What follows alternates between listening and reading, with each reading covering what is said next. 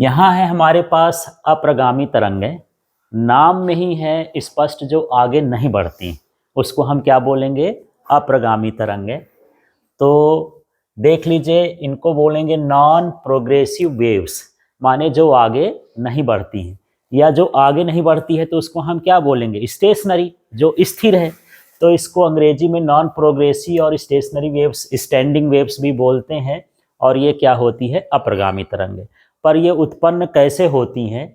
जब समान आयाम की हों, समान आवृत्ति की कितनी तरंगें हों? दो तरंगें हों, और विपरीत दिशा में चलकर अध्यारोपित हों, माने एक तरंग इधर से और जाती हो और दूसरी उधर से आती हो, और दोनों क्या हो जाए? अध्यारोपित हो जाए, मिल जाए आपस में। ठीक है। तो इन तरंगों से क्या बनती हैं? अप्रगामी तरंगें बनती हैं। और ये तभी बनती हैं जब ये तरंगें दो सीमाओं के बीच क्या हो? परिबद्ध हो, है ना? तो इन्हें अप्रगामी तरंगें कहेंगे। तो चलिए फिर से परिभाषा देखते हैं। समान आयाम की हों तरंगें, समान आवृत्ति की हों, और विपरीत दिशा में चल करके अध्यारोपित हों, तो दो सीमाओं के बीच क्या हो जाती हैं? परिबद्ध हो जाती हैं। तो इन तरंगों को हम कहते हैं अप्रगामी तरंगें।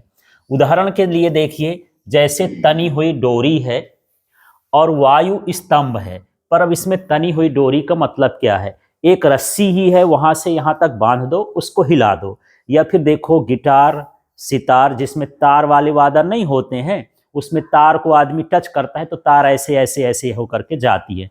उन तरंगों को हम क्या बोलेंगे? तनी हुई डोरी। वो सब किस में आ जाएंगे? तनी हुई डोरी। जो तार वाले बाजा होते हैं, है ना, उनको हम क्या बोलेंगे? तनी हुई डोरी। या सिंपल से एक डोरी खींच दो, वो भी तनी हुई डोरी कहलाएगी। वायु स्तंभ, जो हवा वाले वाद्य यंत्र होते हैं, बजाने वाले यंत्र होते हैं, जैसे ढोलक है, तो ढोलक को यहां से बजाओगे, यहां से, तो दो उनके बीच में हवा भरी है ना, तो यहां से मारोगे तो हवा वहां टकराएगी, टकरा के यहां आ जाएगी। ढोलक हो गया, तबला हो गया, और वो ड्रम हो गया, माने नगाड़ा। ठीक है। इन सभी में क्या होता है? वायु स्तंभ होता है। उसको हम क्या बोलेंगे? वायु स्तंभ। ठीक है। तो इसमें जो आपतित किरण है, आपतित किरण का मतलब ये है कि मान के चलिए आपके पास ये कोई तबला वाला वादक है या नगाड़ा ही है, तो इसमें आपने थप्पड़ मारा, तो इससे तरंग निकली, तो ये तरंग इधर की ओर जाती है, तो ये कौन सी तरंग हो गई? आपतित। फिर ये टकराएगी और टकरा करके ये वापस इधर ही चली आएगी, तो ये क्या हो गई? परावर्तित। तो आने वाली तरंग और इधर से लौटने वाली तरंगों के बीच क्या हो जाता है? अध्यारोपण, आपस में मिल जाती हैं, है ना? तो इनसे कौन सी तरंग उत्पन्न हो जाती है? अप्रगामी तरंग। समझ में आया? तो कौन कौन सी एग्जाम्पल हैं? तनी हुई डोरी वाले जितने भी होंगे और वायु स्तंभ वाले जितने भी होंगे, उनमें आपतित तरंग और परावर्तित तरंग के बीच क्या होता है? अध्यारोपण होता है। तो उससे क्या उत्पन्न हो जाएंगी? अप्रगामी तरंगें। ठीक है। अब इसकी शर्तें क्या है? तो इसे में लिखा है, दोनों तरंगों का आयाम कैसा होना चाहिए? समान होनी चाहिए। दोनों की आवृत्ति भी कैसी होनी चाहिए? समान। ये दोनों तरंगें विपरीत दिशा में चलकर अध्यारोपित होना चाहिए। एक और यहां पर लिखना है, दो सीमाओं के बीच, हाँ, दो सीमाओं के बीच कैसा होना चाहिए? परिबद्ध होना चाहिए।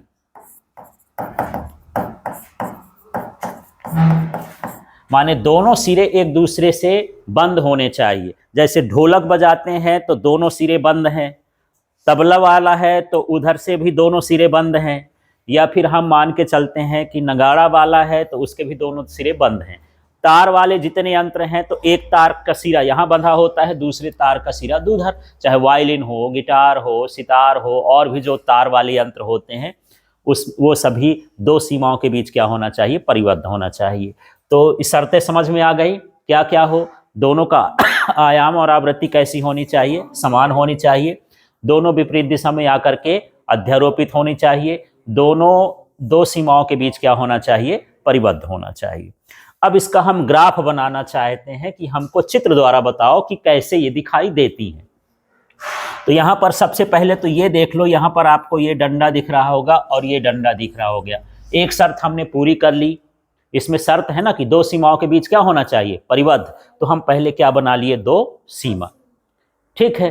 फिर यहाँ पर क्या होना चाहिए कि इनका आयाम, आयाम का मतलब जितना ऊंचा ये है उतना ऊंचा ये भी है, दोनों तरंगों का आयाम भी कैसा है, समान है। तीसरा ये है कि इनकी आवृत्ति समान होनी चाहिए, तो जितने बार ये चक्कर लगा रही है उतने बार उसी के साथ साथ ये भी चक्कर लगा रही है ना। देख लो इसमें ये यहां तक एक चक्कर कहलाता है, मान लो नीचे ऊपर मिला के 1 2 3 4 5 6 माने 3 चक्कर है ना, ऊपर नीचे मिला के एक चक्कर होता है, तो ऊपर नीचे मिला के 6 हैं, तो कितने हो गए, 3 चक्कर। इसमें 1 2 3 4 5 6, इसमें भी कितने हो गए, 3 चक्कर, माने चक्करों की संख्या भी समान है। तो यहां पर तीनों शर्त पूरी हो गई ना, ये दोनों सीमाओं के बीच क्या हो गया, परिबद्ध हो गया, दोनों का आयाम भी कैसा है, बराबर है, और यहां पर आवृत्ति भी कैसी है, बराबर है। और तीसरा यह है कि ये विपरीत दिशा में चलकर अध्यारोपित होना चाहिए। तो एक कहां से जा रही है, ऊपर से, एक ऊपर से जा रही है, और ये वाली नीचे तक गई, यहां से ये इधर से नीचे से आ रही है। जब ये ऊपर होती तब ये कहां पर होती है, नीचे होती। एक दूसरे के कैसी हो गई, विपरीत हो गई ना। देख लो ये ऊपर से जा रही है, ये कहां से जा रही है, नीचे से जा रही है ना, तो एक दूसरे के कैसे हो गई, विपरीत हो गई। तो ये जो पीली वाली तरंग है मान लो आपतित जाने वाली तरंग है, और ये जो हरी वाली है वहां से लौट के आने वाली तरंग है, तो परावर्तित हो गई। ठीक, तो ग्राफ समझ में आ गया। अब ग्राफ में कहीं पर ए लिखा है और कहीं पर क्या लिखा है, एन। ये ऊपर ऊपर वाला हिस्सा ए कहलाता है, माने जब तरंगें आपस में मिलती है तो जहां आयाम अधिकतम होता है उसको हम क्या बोलते हैं, प्रस्पंद एंटीनोड्स। तो यहां पर देख लीजिए, अधिकतम परिणामी विस्थापन को क्या बोलते हैं, प्रस्पंद एंटीनोड। और यहां पर ये दिख रहा होगा जितने ऊपर ऊपर हैं ये क्या कहला गए, एंटीनोड। यहां भी नीचे नीचे जो होंगे वो सभी क्या कहलाएंगे, एंटीनोड कहलाएंगे। यहां पर विस्थापन का मान क्या हो गया, अधिकतम। ठीक है, इसके बाद देख लेते हैं जहां पर न्यूनतम परिणामी विस्थापन होता है, न्यूनतम को हम क्या बोलते हैं, निष्पंद, और उसको हम क्या लिखते हैं, नोड। वो क्या हो गया, नोड। जैसे यहाँ ये बिंदु हो गया, यहाँ पर ये मिलके खत्म हो गई, यहाँ पर मिलके खत्म हो गई, ऊपर नीचे नहीं, लाइन के ऊपर नीचे नहीं जा रही, माने विस्थापन वहां पर कितना है, 0 है। ठीक है, लाइन के ऊपर नीचे जाए माने विस्थापन अधिक है, और लाइन के उसी में मिल जाए, लाइन में ही, तो विस्थापन क्या हो गया, कम। तो यहाँ पर देखिए, यहाँ यहाँ यहाँ यहाँ यहाँ ये सब क्या बना, नोड बन गया। और भी आगे बढ़ाओगे तो ये क्या कहलाएंगे, नोड। और नोड को हम क्या बोलते हैं, विस्पंद। ठीक है, क्रमागत प्रस्पंदों और क्रमागत निस्पंदों के बीच की दूरी λ/2 होती। इसका मतलब समझो, क्रमागत का मतलब ये है कि इस दूरी को यदि मैं नापूं या फिर n से n तक नापूं, अभी मैं किससे नाप रहा हूं, a से a तक, तो देखो दोनों मिला के लैम्डा कहलाता है, ऊपर का और नीचे का मिला के क्या कहलाता है, लैम्डा। ये हमको पूरा मिला है कि आधा मिला है, यहां तक n से n तक कितना है, आधा हुआ। भाई यहां पर देखो, थोड़ा सा मेरी बात समझना, यदि ये तरंग यहां पर ऐसे जाती है ना, यहां से यहां तक, ठीक है, तो ये पूरा का पूरा क्या कहलाता है, लैम्डा। यदि मैं इसके आधे भाग की करूं तो क्या हो जाएगा, λ/2। ये भी आधा भाग क्या कहलाया, लैम्डा। माने तरंग दैर्घ्य होती है कि दो, यहां पर कह सकते हो सुरंगों के बीच की दूरी हो, है ना, या दो गर्तों के बीच की दूरी हो, या एक सुरंग एक गर्त के बीच की दूरी हो, उसको हम क्या बोलते हैं, तरंग दैर्घ्य। तो तरंग दैर्घ्य थोड़ा बाद में समझें, फिलहाल ये समझो कि इसके एक हिस्सा का, इसका भाग क्या होता है, λ/2। इधर भी आधा भाग क्या होता है, λ/2, और जब दोनों को मिलाते हो तो क्या होता है, लैम्डा। ठीक है, बस यही हाल है कि यहां पर देखो, यदि मैं n से n को देखूं तो मुझे आधी तरंग दिख रही है ना, ऊपर नीचे मिला के पूरी तरंग होती है, एक हिस्सा क्या कहलाएगा, आधा, माने ये λ/, क्या होता है, आधा। इसी तरह से यहां तक भी यदि हम नापेंगे तो यही दूरी होगी, तो ये भी क्या हो जाएगा, आधा। इसका मतलब ये है कि क्रमागत प्रस्पंदों की दूरी या क्रमागत निस्पंदों के बीच की दूरी क्या होती है, λ/2 होती है ना। तो एक खाली स्थान में भरने के लिए आ जाता है कि दो क्रमागत प्रस्पंदों के बीच की दूरी क्या है, तो क्या कहलाएगी, λ/2। अब एक निस्पंद और एक जो है प्रस्पंद, माने यहां पर देखो, यहां पर आएगा ना ये ए वाला, तो ये निस्पंद हुआ, इतनी दूरी कितनी हो जाएगी बताओ, आधी की आधी हो गई, माने λ/4। फिर से देखो, यहां से यहां तक क्या कहलाएगा, लैम्डा, पूरा यहां से यहां तक क्या कहलाया, लैम्डा।